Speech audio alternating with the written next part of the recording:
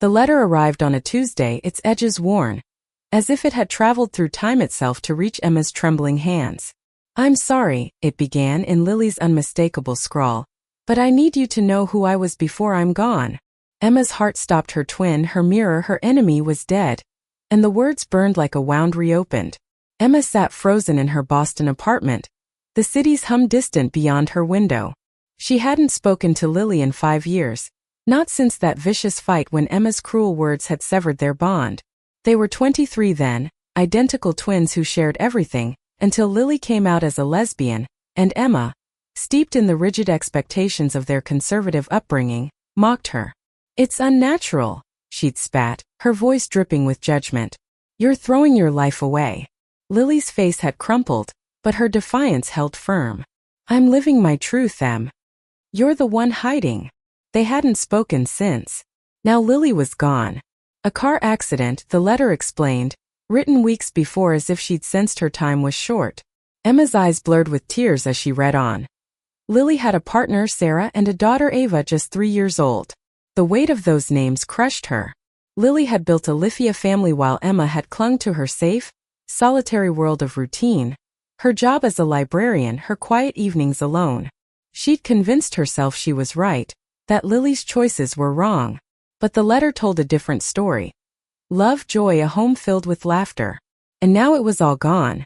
Emma's phone buzzed, snapping her back. It was a voicemail from a lawyer in Portland, Maine, where Lily had lived. "Miss Carter, we need to discuss your sister's estate. It's about her daughter, Ava." Emma's breath hitched. Ava. The child she didn't know existed until today. She clutched the letter tighter, her mind spiraling. Why would they call her? Lily had Sarah, didn't she? The voicemail continued, calm but urgent. "Sarah passed in the accident too. Ava needs a guardian." The room spun. Emma dropped the letter, her chest tight with a cocktail of grief, guilt, and something she couldn't name, longing perhaps, for the sister she'd pushed away.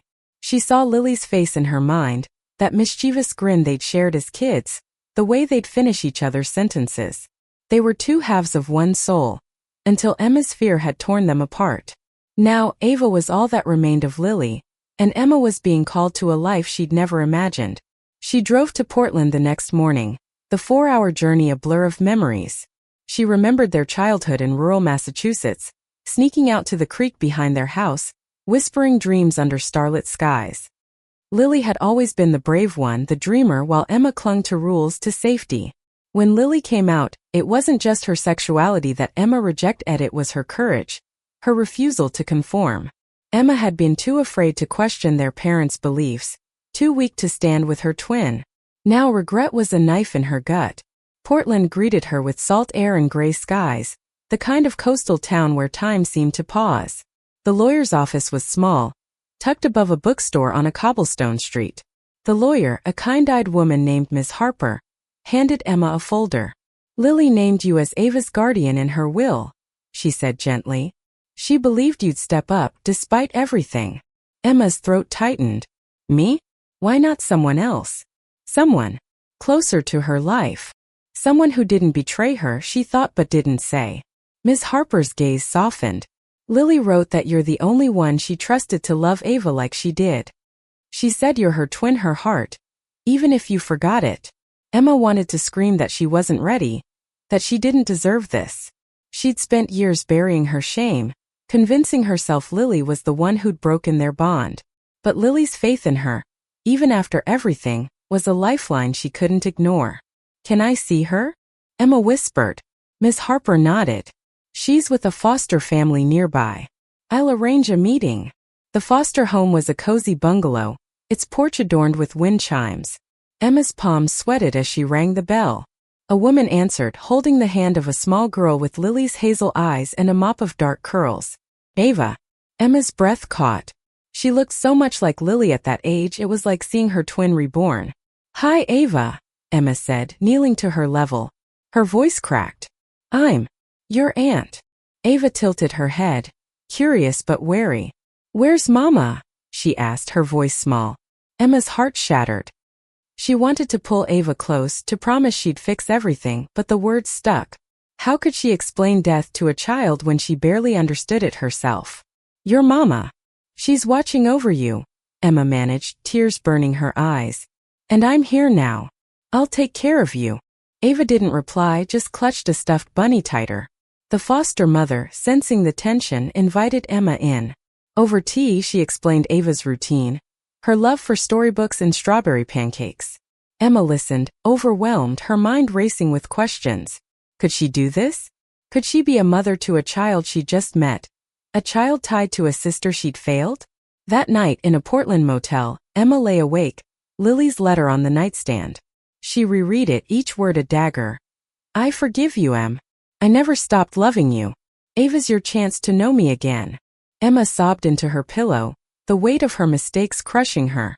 She'd mocked Lily's love, her life, and now all she had left was a chance to make it right for Ava, for Lily, for herself. The next morning, Emma returned to the foster home determined.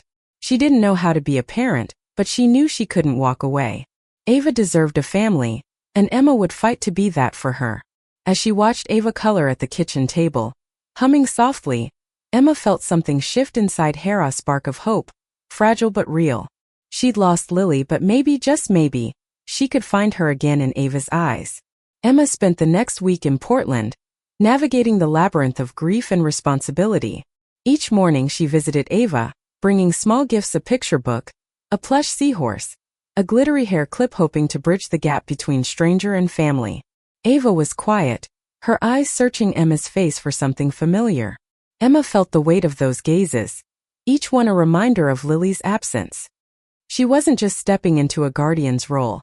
She was stepping into Lily's life, a life she'd once condemned. Ms. Harper guided Emma through the legal process, explaining custody forms and court hearings. It's not automatic, she warned. The court will evaluate your stability, your connection to Ava. There's another family interested, Sarah's cousins from Vermont. They're married, established, and they knew Lily and Sarah well. Emma's stomach churned. She pictured Ava with strangers, people who'd loved Lily in a way Emma hadn't. The thought was unbearable. I'll fight for her, Emma said, her voice steadier than she felt. Lily wanted me.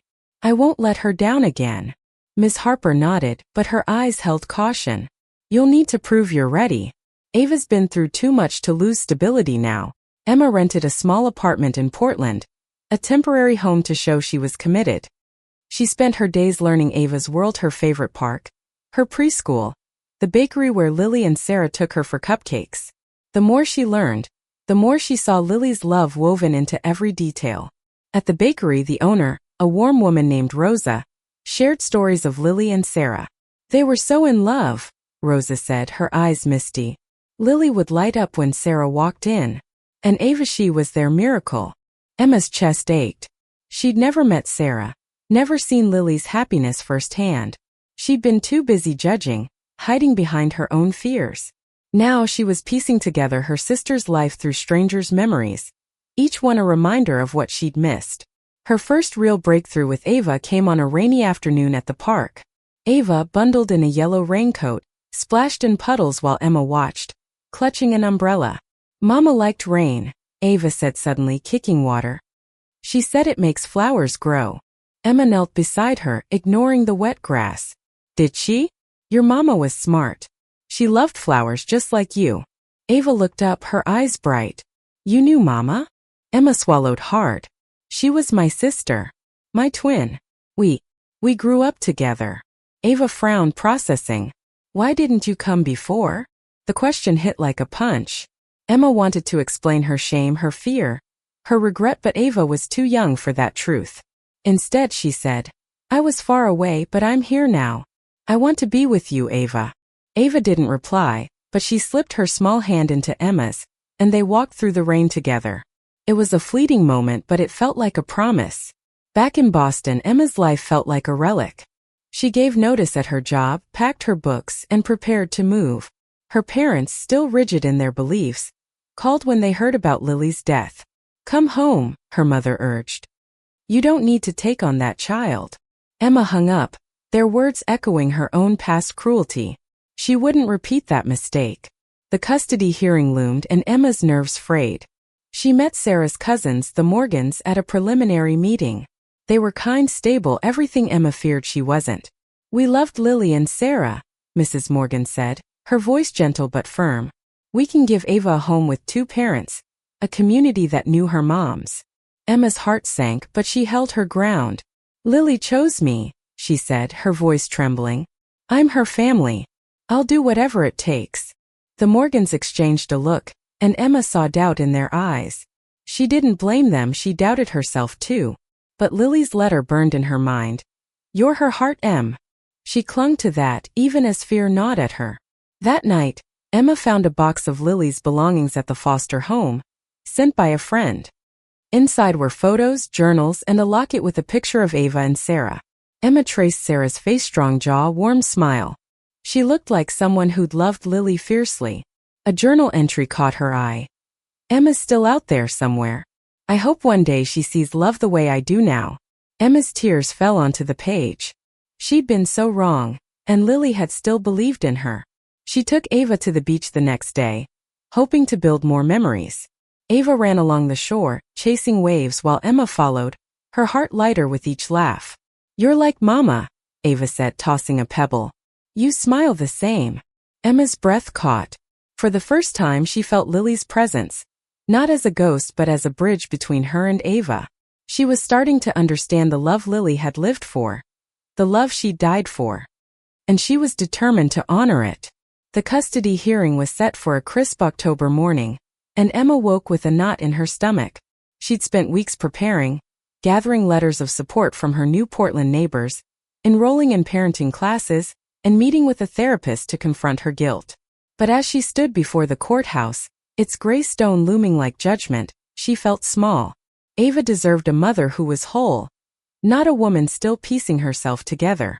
Inside, the courtroom was sterile, the air heavy with anticipation. Ava sat with a social worker in the front row, clutching her bunny, unaware of the battle unfolding. Emma's eyes met hers and Ava gave a shy wave. It was enough to steady her. She took her seat, facing the Morgans, who sat composed, their hands clasped tightly. The judge, a stern woman with silver hair, reviewed the case. Harper spoke first, presenting Lily's will and Emma's efforts to relocate and prepare for Ava. Miss Carter is committed, she said. She's left her job, moved to Portland, and is building a bond with Ava. She's family. The Morgans' lawyer countered, emphasizing their stability: a 2-parent household, a spacious home, a community that had known Ava since birth. Miss Carter has no parenting experience, he said, his tone measured but cutting. She was estranged from her sister for years. Can she truly provide the continuity Ava needs? Emma's face burned.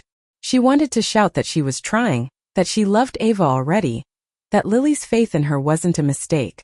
But she stayed silent, her hands clenched under the table. When it was her turn to speak, Emma stood, her voice shaky but clear. I failed my sister, she began, the words raw. I judged her, pushed her away, and I'll carry that regret forever. But Lily believed I could be more for Ava. I'm here because I want to honor her, to give Ava the love Lily gave so freely. I'm not perfect, but I'm learning.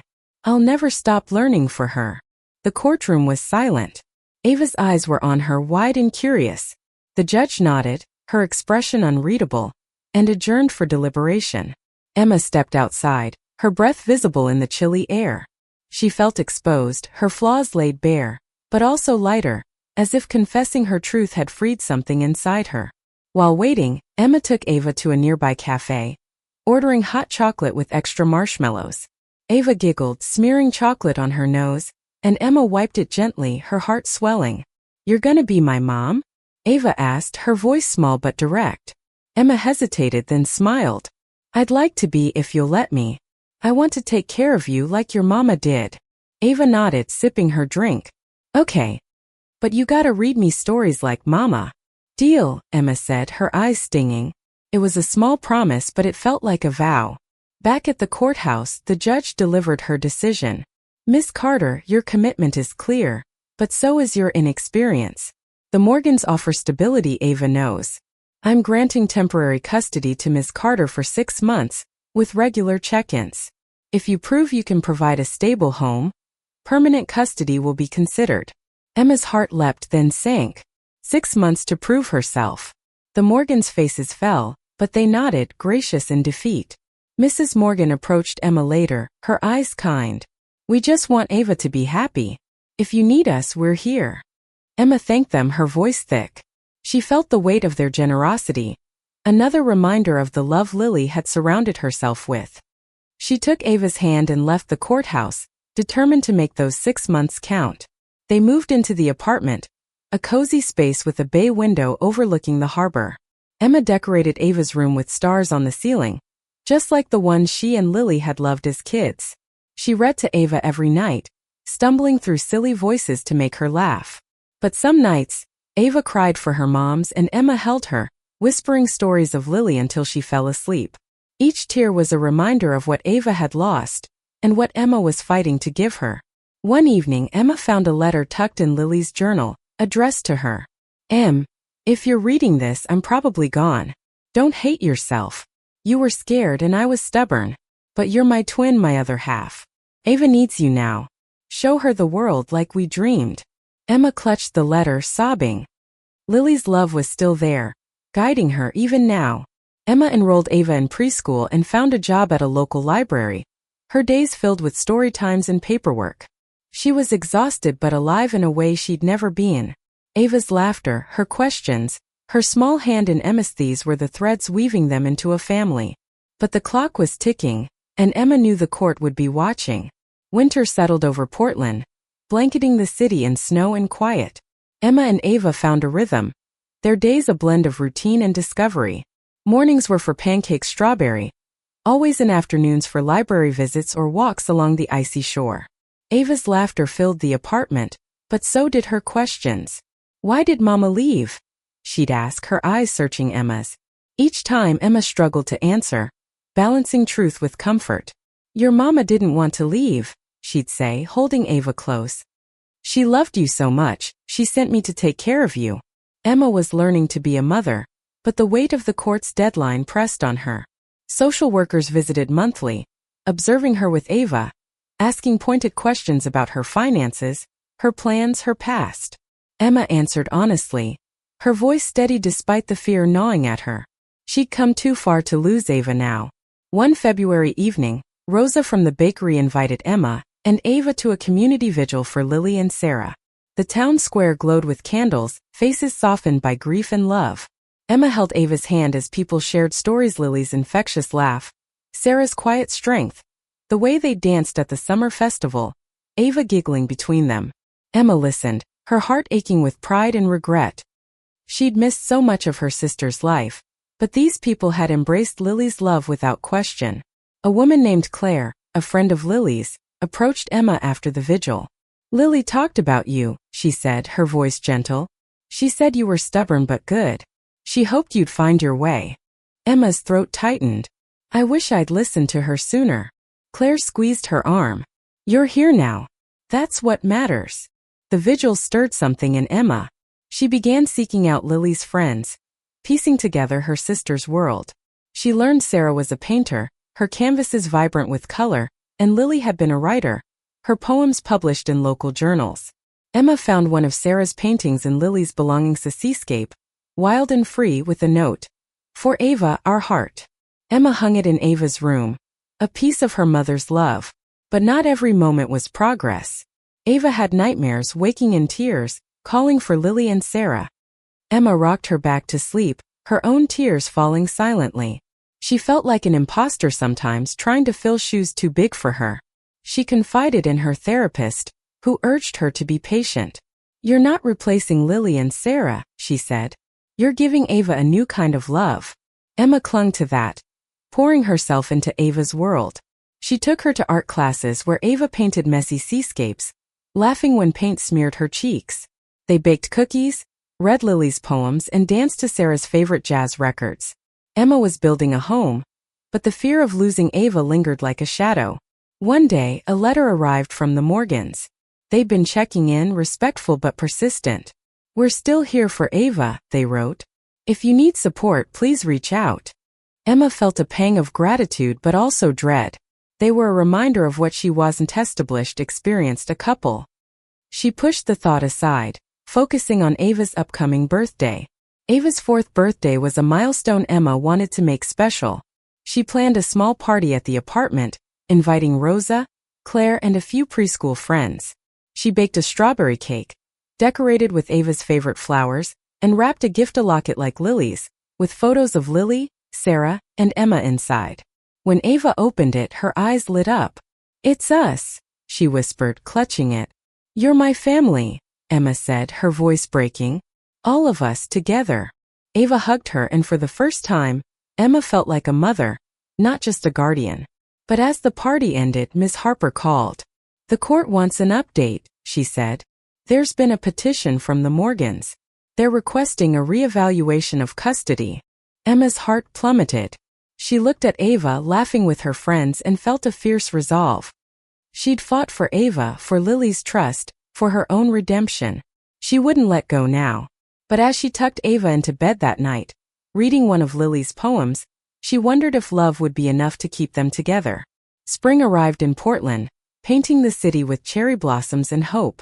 Emma threw herself into proving she was Ava's home. She met with social workers, submitted financial records, and invited them to see the life she was building. Ava was thriving. Her drawings covered the fridge. Her laughter echoed through the apartment, and she'd started calling Emma Auntie M, a nickname that warmed Emma's heart.